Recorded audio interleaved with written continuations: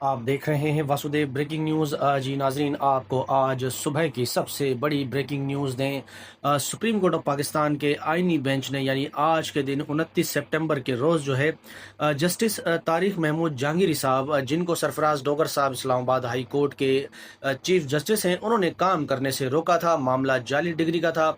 ये चीज़ आप जहन में रखें कि 18 अक्टूबर को जो है सुप्रीम जुडिशल काउंसिल का इजलास है।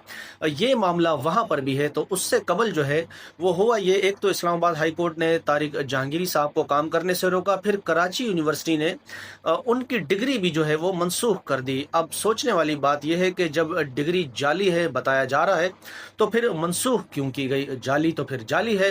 फिर आज सुबह जो है तारिक जहांगीरी साहब सुप्रीम कोर्ट ऑफ पाकिस्तान आए, तो उनके साथ मोहसिन अख्तर कियानी साहब जज हैं, बाबर सत्तार साहब और इसहाक साहब, और फिर सिमन रिफत साहिबा, ये चार जज इनके साथ मौजूद थे। कमरा अदालत में आज खचाखच वकलाओं से भरी हुई थी। मुनीर ए मलिक साहब जो हैं उन्होंने दलाइल दिए, और फिर आज सुप्रीम कोर्ट ऑफ पाकिस्तान के आईनी बेंच ने जो है इस्लामाबाद हाई कोर्ट का मुअत्तली वाला फैसला जो काम करने से रोका है उसको मुअत्तल कर दिया। जी नाजरीन, बिल्कुल तारिक महमूद जहांगीरी साहब, उनकी जुडिशल पावर बहाल हो गई है और उनको काम करने की इजाज़त दे दी है। सरफराज डोगर साहब ने जो उनको काम करने से रोकने का फैसला दिया था उसको कलअदम करार दिया है। आईनी बेंच के सरबराह अमीन अलाउद्दीन साहब ने कहा कि ये मामला हमारे पास सुप्रीम जुडिशल काउंसिल में भी है। 18 अक्टूबर को ये उन्होंने बताया। फिर उसके बाद तारिक महमूद जहांगीरी साहब ने भी अदलिया अदालत यानी सुप्रीम कोर्ट में समाअत से पहले सहाफ़ियों के सवालों के दो जवाब दिए। एक तो उनसे सवाल